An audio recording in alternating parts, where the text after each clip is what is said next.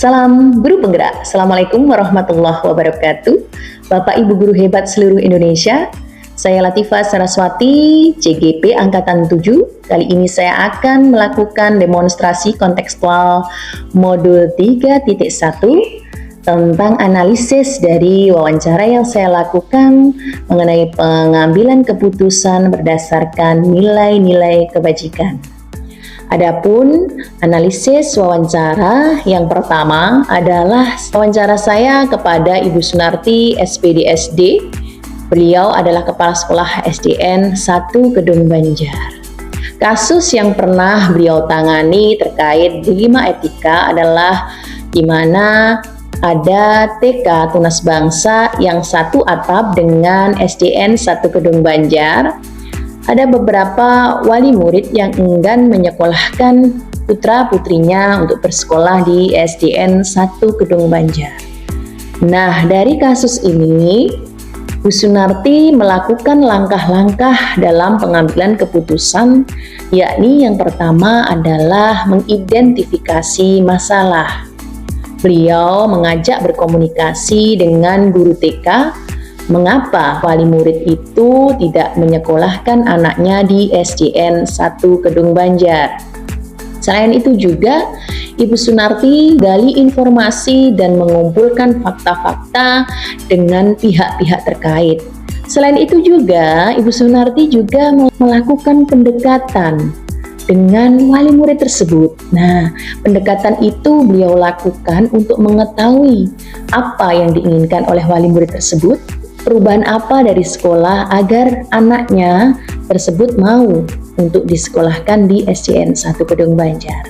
Nah, dari hasil identifikasi, penggalian informasi, pencarian fakta tersebut, Bu Sunarti kemudian bermusyawarah dengan semua guru yang ada di SDN 1 Kedung Banjar untuk mengambil keputusan yang terbaik berdasarkan nilai-nilai kebajikan. Yang pertama adalah Bu Sunarti memutuskan untuk lebih meningkatkan sumber daya baik eksternal maupun internal.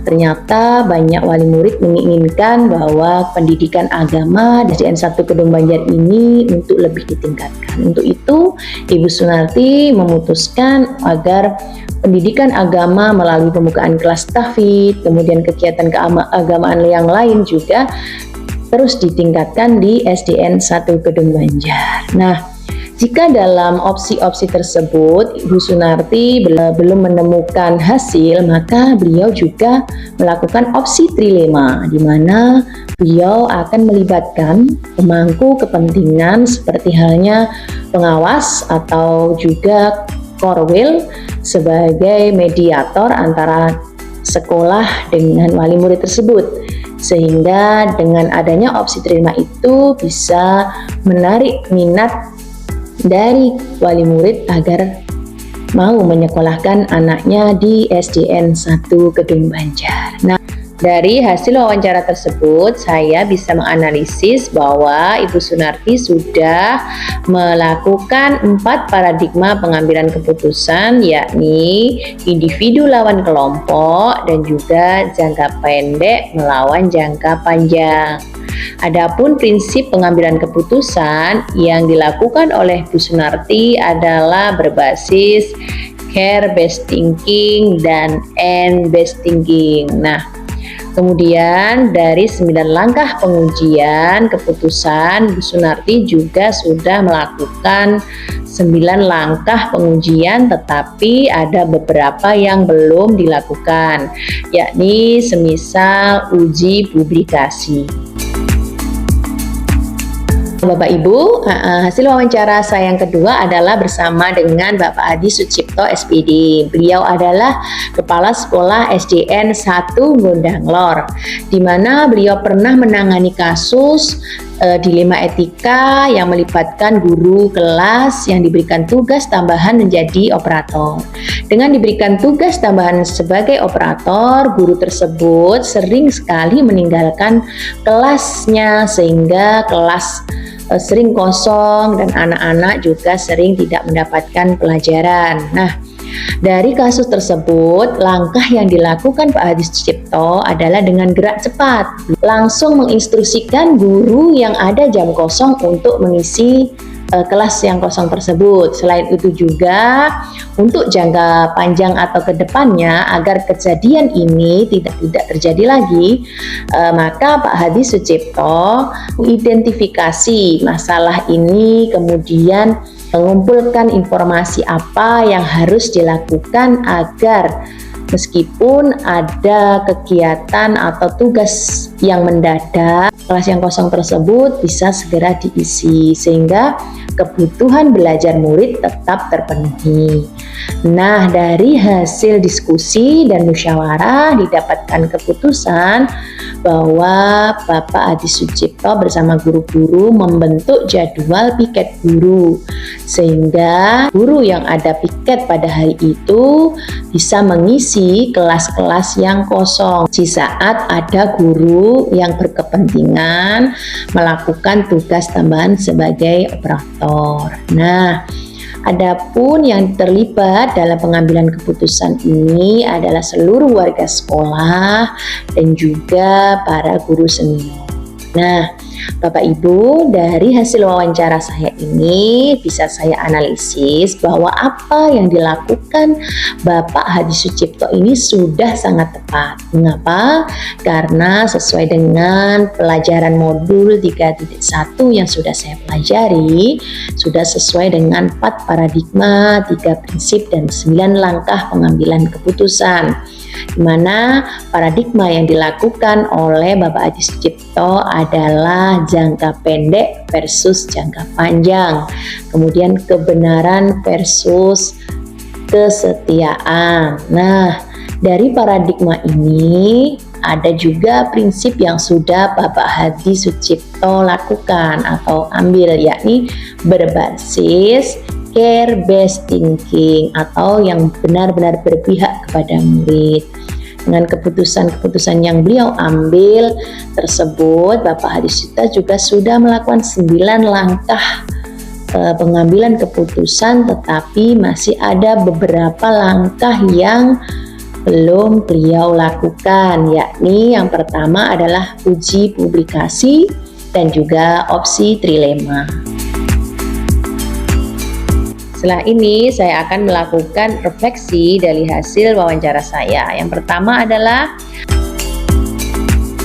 hal yang menarik yang muncul pada saat wawancara adalah yang pertama, kepala sekolah menganalisis nilai-nilai yang terdapat pada kasus dilema etika. Kemudian kepala sekolah juga melakukan koordinasi untuk membahas dari masalah itu dengan membicarakannya, bermusyawarah dengan rekan sejawat untuk mendapatkan keputusan yang terbaik. Kemudian yang ketiga adalah kepala sekolah juga mempertimbangkan baik buruk atau dampak dari risiko terhadap keputusan yang telah diambil. Yang keempat adalah keputusan yang diambil ini haruslah membawa kebaikan kepada semua pihak dan tidak menyebabkan perselisihan, terutama yang berpihak kepada murid. Berdasarkan wawancara kami, para pemimpin ini sudah melakukan 4 paradigma, 3 prinsip, dan 9 langkah pengujian. Namun masih ada beberapa yang kurang lengkap seperti uji publikasi maupun opsi trilema. Kemudian persamaan antara pendapat dari kedua pemimpin ini, beliau sama-sama mencari dan mengumpulkan fakta dari kasus yang ada agar dapat membuat keputusan yang tepat. Kemudian mereka juga sama-sama melakukan kerjasama bermusyawarah dengan pihak-pihak yang terkait atau yang dipercaya. Kemudian beliau juga mempertimbangkan dengan sesama keputusan yang terjadi agar tidak ada pihak yang dirugikan. Adapun perbedaan dari pendapat kedua pemimpin ini adalah kepala sekolah pertama ini mengedepankan diskusi, komunikasi dan koordinasi dengan unsur-unsur sekolah dan pihak-pihak yang terlibat dalam masalah. Kemudian kepala sekolah yang kedua ini lebih menggunakan keputusan langsung ketika menghadapi masalah yang berhubungan dengan murid sebelum melakukan musyawarah.